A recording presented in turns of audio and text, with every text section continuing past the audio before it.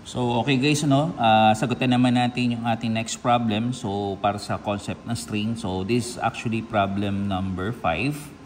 So, basahin ko lang yung problem statement. The rigid platform in the figure has negligible mass and then rests on the two aluminum bars, each 250 millimeters long. And then, meron tayo ditong center bar, which is actually steel.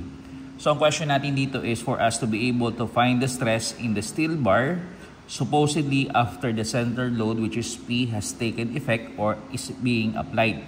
So sabi dito, yung kada aluminum bar natin has an area of 1,200 square millimeter. And then for aluminum, modulus of elasticity is equivalent to 70 gigapascal. So sa steel naman, so yung steel natin which is located at the middlemost portion has an area of 2,400 square millimeters, and then yung kanyang modulus of elasticity is equivalent to 200 gigapascal. So para mas maintindihan natin problem statement, gawan natin siya ng deformation diagram.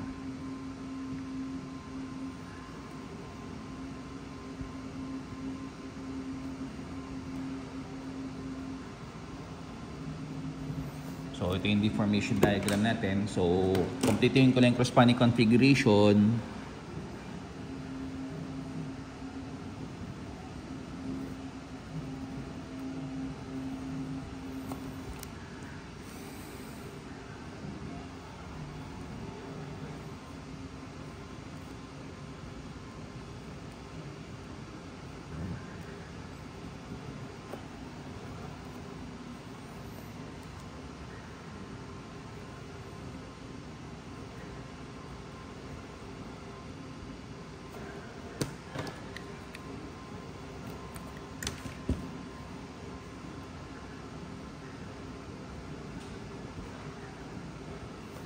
So, ito yung initial configuration natin. So, supposedly, hindi pa nagtitake effect yung 400 kN na load natin, center load. So, kung papasin natin, meron ditong gap. So, yung distance between dito sa ito, so you have 250 sa 249.9. So, yung gap natin dito is equivalent to 0.1 mm. So, lagay lang natin. So, yung gap natin dito is equivalent to 0.1 mm. So, ayan. So, dito, so lagyan lang natin. So, position A. So, sa position A natin, so titingnan natin, wala pang idudulot na stress itong rigid platform natin dito sa dalawang aluminum bars natin. Kasi basically, nakapatong lamang siya. So, in this case, lalabas na yung stress doon sa yung compressive stress doon sa aluminum is said to be 0. Yan. And then another one is yung deformation on the part of the aluminum is also said to be 0. Ayan. Now supposedly magkaroon tayo ng movement on the part of the rigid platform. So let's say for example, nandito na ngayon yung tinutukoy nating rigid platform. So, ayan. So, makikita naman sa illustration kung saan nagkaroon tayo ng movement. So, lagay na lang natin dito is position B. So, position B naman, kung titingnan natin, ang corresponding assessment natin dito is 1. Nagkaroon ng deformation on the part of the outer aluminum bars. So, label natin siya as deformation on the part of the aluminum. So, sa position B, masasabi natin na meron tayong deformation on the part of the aluminum, or basically, yung deformation natin sa aluminum is said to be no longer equivalent to 0. So, meaning meron tayong deformation on the part of the aluminum. Now, since nagkaroon tayong deformation on the part of the aluminum, ibig sabihin nun, meron na tayong na-apply na stress on the part of the aluminum. So, yung compressive stress on the part of the aluminum is also no longer equivalent to 0. Ayan. So, ang tanong kasi dito is, hanapin daw natin yung corresponding stress on the part of the steel. Supposedly, mag-take effect na ngayon yung center load natin, which is 400 kN. So, sabihin, hindi sa position B makikita yung rigid platform natin, kundi mas mababa pa. So in this case, ang gawin natin dito is baba pa natin yung corresponding bar natin. So supposedly, ito na siya. So in this case, makikita natin dito is you have what? Position B. Position C rather. So position C. So sa position C, ang makikita natin dito is meron ng deformation on the part of the steel bar. So tingnan natin. So lumalabas. Ito siya. So deformation on the part of the steel. Ayan. Tapos kung titingnan natin, lumalabas. Labas natin, i-ayos natin corresponding configuration. Ito siya, no? Ayan. So lumalabas dito. Ito naman, from this point up to this point, ito naman tinutukoy natin deformation on the part of the aluminum. Yan. So kung i-ayos natin yung corresponding configuration, once again, ito makikita natin. So i-ayos ko lang, no?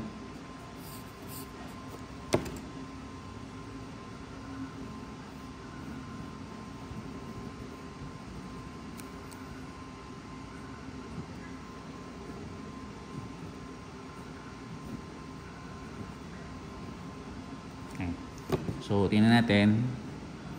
So, ito yung 0.1 millimeter na gap. So, sa pagitan ng 250 as well as 249.9 millimeter. Then, kung titingnan natin, ito na ngayon yung position nung tinutukoy nating rigid platform para magkaroon tayo ng stress on the part of the steel. So, in this case, lumalabas ito yung deformation on the part of the aluminum. Whereas ito naman, kung titingnan natin, ito naman yung tinutukoy nating deformation on the part of the steel. Yan. So, mula dito hanggang dito, deformation on the part of the steel.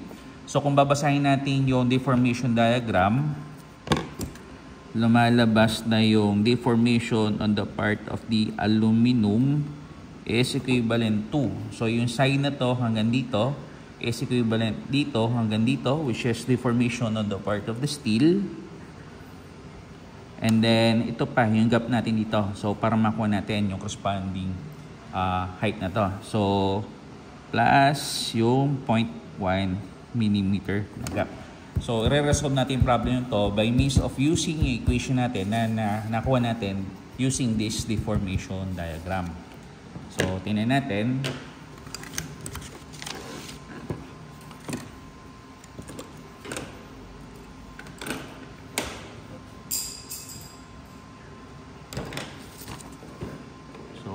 I-redraw ko lang siya. So, tingnan natin na.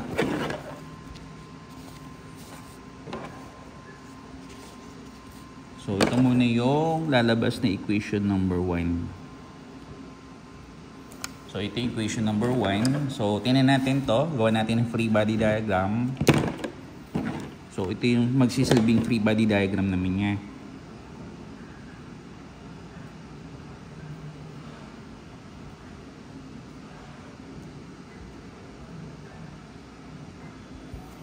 So, ang makikita natin sa free body diagram basically is ito, no?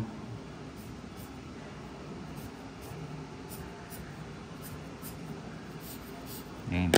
So, ayos lang natin yung corresponding configuration. Ayan. So, meron tayong center load.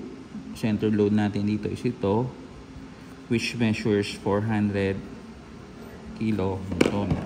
So, essentially, ito yung original position ng bar natin. So, ibig sabihin, nagkaroon ng deformation dito.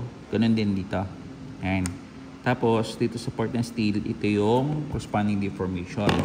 And then, kung papasin natin, meron tayo ditong aluminum bar on the outer ends. Then, meron tayo ditong steel bar. So, ibig sabihin, tumutukod sila. So, ibig sabihin, yung aluminum bars natin are subjected to what we call compression. Ayan. So, lagay natin F ng aluminum, F ng steel, F ng aluminum. So kung titingnan natin yung corresponding configuration natin, by summation forces vertical tayo, all forces going up are considered to be positive.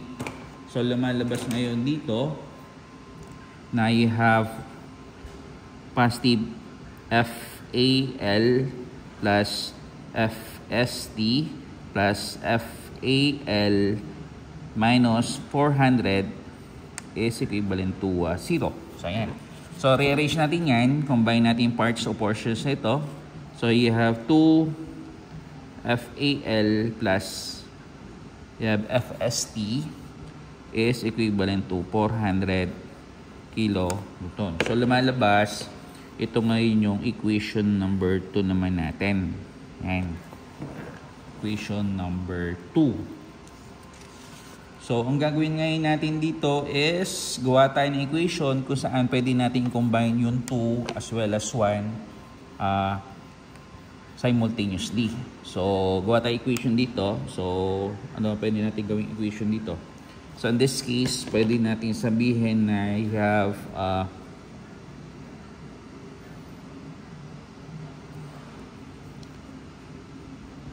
FAL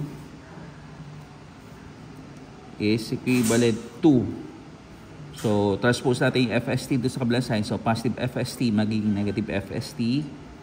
So 400 minus FST all over yung value ng 2. Ayan. So ito yung isasalpak natin dito sa equation natin ito. So tingnan natin. So labas, equation natin dito is you have, so lagyan na natin with deformation on the part of the aluminum is equivalent to yung deformation on the part of the steel plus you have 0.1 millimeter.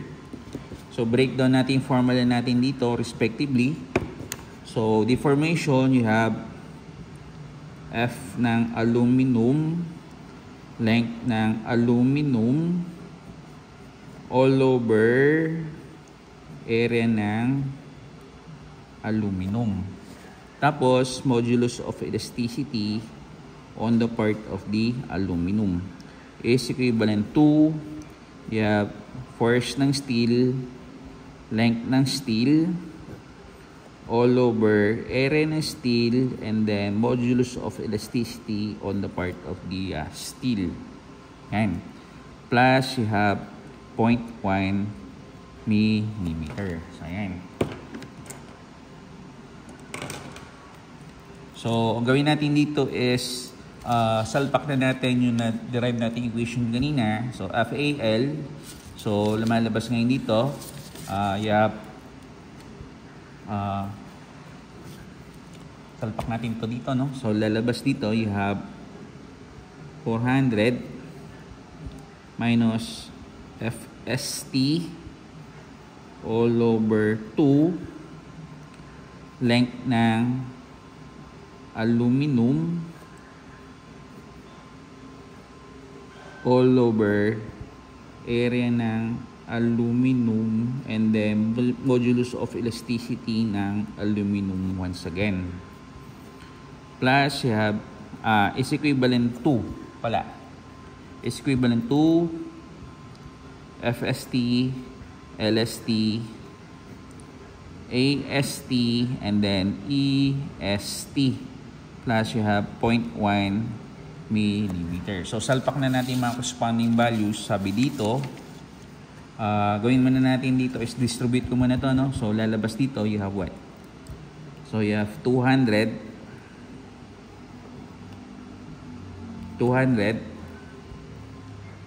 length ng aluminum all over area ng aluminum, modulus of elasticity ng aluminum. Then kung papansin natin, ito side naman ng FST, so negative FST all over 2 length ng aluminum, tapos area ng aluminum once again, and then modulus of elasticity ng aluminum. Yan. So, okay na tayo dito. Na-distribute na natin. Is equivalent to. Is equivalent to. You have FST, LST, AST, and then modulus of elasticity ng steel. Plus you have 0.1 millimeter. So, ang gagawin natin ngayon dito is combine natin partial portions which are alike. So, kukombine natin to respect dito, and then ito respect dito. So, kung papasin natin, as is lamang to. So, you have here 200 length ng aluminum all over area ng aluminum, modulus of elasticity ng aluminum. So, itong sign na to, which is negative, pag transpose natin sa kabila side, magiging positive. And then, itong positive 0.1 mm na to, pag transpose natin sa kabila side, magiging negative 0.1. So, minus 0.1 mm is equivalent to, yun ay iwan dito, you have FST, LST, area ng steel, modulus of elasticity ng steel. Then, itong sign na to, na initially is negative, pag transpose natin sa kabilang side, eventually magiging positive. So, FST, length ng aluminum, all over 2, area ng aluminum, and then modulus of elasticity ng aluminum once again. So, ayan. So, salpak na natin mga corresponding values. Tingnan natin yung lalabas. So, you have here 200. So, yung 200 na yun, basically is, ang unit niya is you have kilonewton. So, yun. So, you have 200 kilonewton. Then, ang length na aluminum natin, you have 250 millimeter. So, you have 250 millimeter. And then, yung area ng aluminum natin, measurement niya is you have 1,200 square millimeter. Then last one is modulus of elasticity ng aluminum. Modulus of elasticity ng aluminum natin is you have 70 gigapascal. So 70 gigapascal, ang identity niya is you have kilonewton per square millimeter. So tingnan natin, magka-cancel out yung square millimeter, kilonewton sa kilonewton. So in this case, you have millimeter. So, pwedeng kuhanin difference with respect dito kasi ang unit naman ng kabilang side is you also have millimeter. Is equivalent to FST. So, ang FST ang hinanap natin. So, force ng steel. So, length ng steel natin. Ang length ng steel natin is you have 249.9 millimeter. 200.9 millimeter. All over area ng steel. Ang area ng steel bar natin is you have 2,400 square millimeter. And then, yung modulus of elasticity niya is you have 200 gigapascal. 200 gigapascal, identity niya is you have kilonewton per millimeter square. Plus, FST once again. So, yung length na aluminum natin, is you have 250 millimeter all over 2. Ang area ng aluminum natin measures 1,200 square millimeter. So, modulus of elasticity ng aluminum is you have 70 gigapascal. So, 70 kilonewton per millimeter square. Yan. So, kung titingnan natin, lalabas dito, square millimeter. So, unit natin dito is number, FST, millimeter all over kilonewton. The same din dito. So, pindutin na natin yung corresponding values para mapalabas na natin sa calcu. So, in this case, unahin muna natin to. So, you have 200 multiplied by 250 divided by 1,200 divided by 70. So, ang value niya is you have 0.595 0.59524. 0.59524.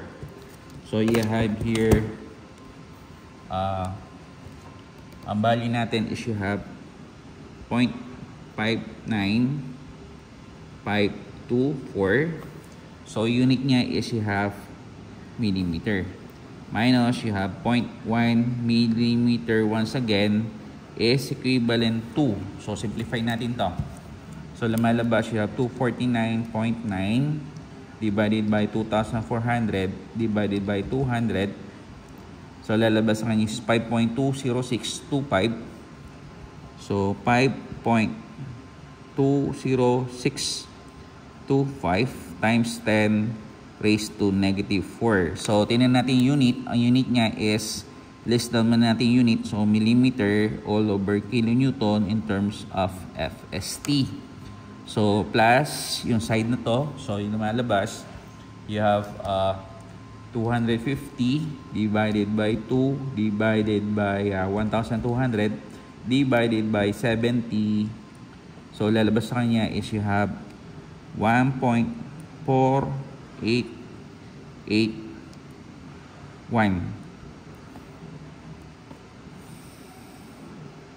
times 10 raised to negative 3. So unit niya is tanggal to sa ito. So lumalabas millimeter all over kilonewton ng FST. So simplify pa natin sila once again. So lalabas 0.59524 minus 0.1. So lalabas sa kanya is you have 0.49524. So 0.49524. Ang unit niya is in terms of the millimeter. Is equivalent to, combine natin itong dalawang parts na to. So lumalabas you have 5.20625 exponential power negative 4 plus 1.4881 exponential power of negative 3. Ayan. So lalabas kanya is you have 2.008725 times 10 raised to negative 3. So sulit natin unit, you have millimeter all over kilonewton in terms of FST. So since ang goal natin dito is yung value ng FST, i-rearrange natin equation in such a way na magiging ganito siya.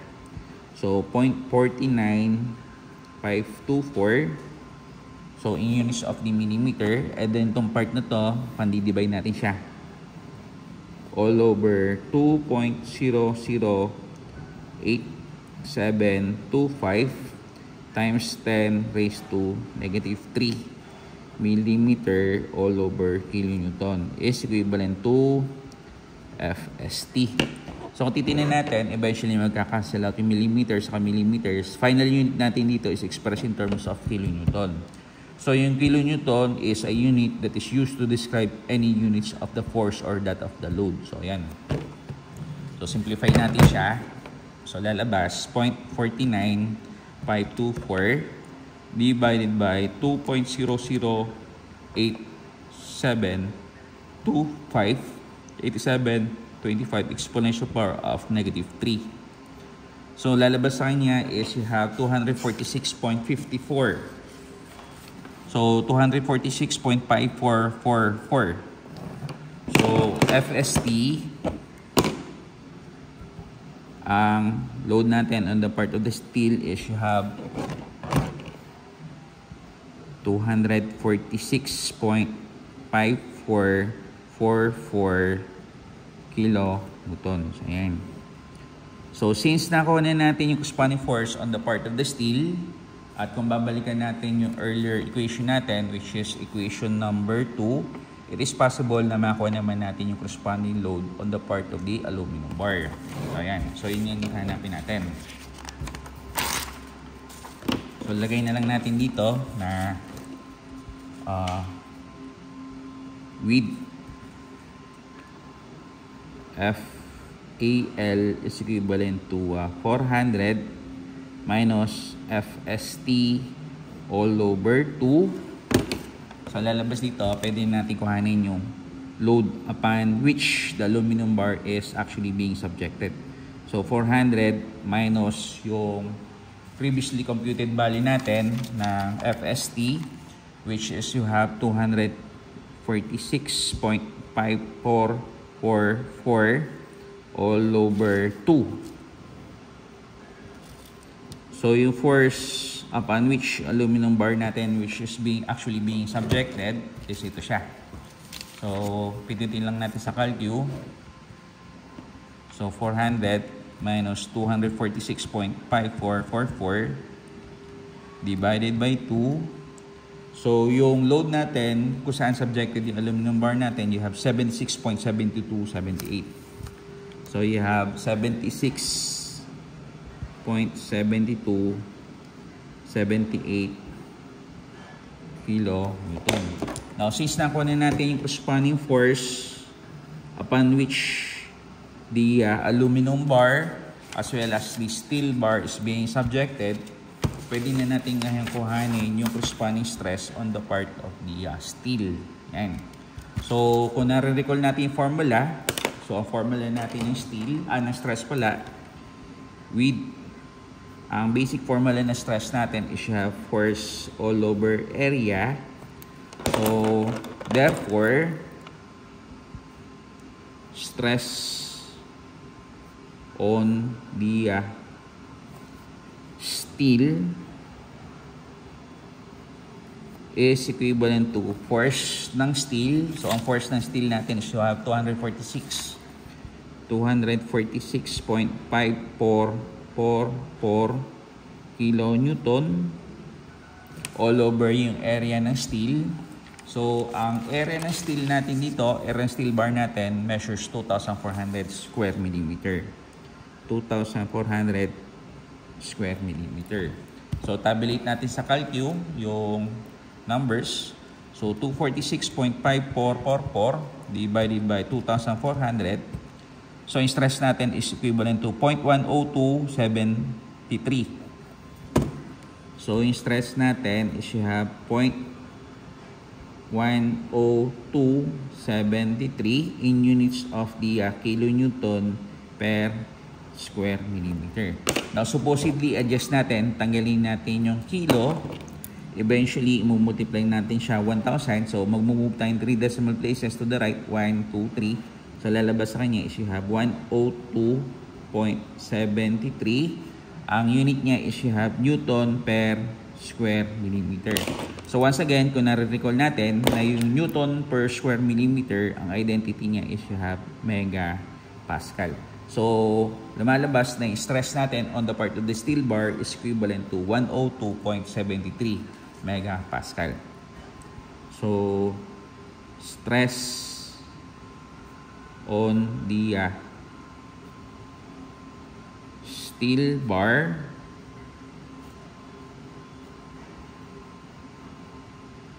is you have 102.73 megapascal. So, ito yung hinahanap natin for this particular problem. So, ayan.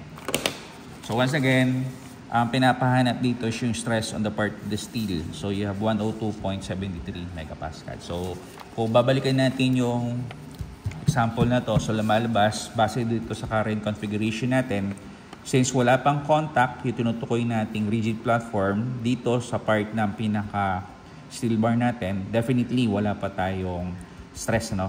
So basically, para magkaroon tayo ng stress on the part of the steel, na-anticipate natin na dapat meron deformation on the part of the steel. So basically, ito siya. And so lumalabas, meron tatlong position yung rigid platform. So sa original position niya, yung stress on the part of the aluminum bar, so basically, nakapatong lang siya. So since nakapatong lamang siya, hindi pa siya nag-exert ng force. So basically, ang stress natin on the part of the aluminum bar is said to be 0.